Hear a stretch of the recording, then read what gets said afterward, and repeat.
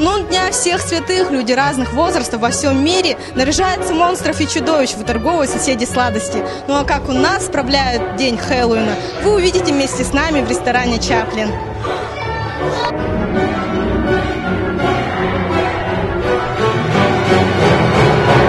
Наконец-то мы дождались тот замечательный день, когда вся темная сила выходит на улицы и в развлекательные центры города и зажигает, отрывается. И мы рады приветствовать наших любимых друзей, гостей, которые, несомненно, в этот вечер сегодня вместе с нами. Гостей много, все в маскарадах. Мне очень нравится. Вообще первый раз случайно.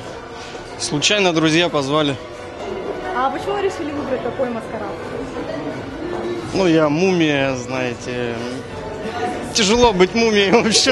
Я не знаю почему. Мумия это клево, классно. Да, они вообще молодцы.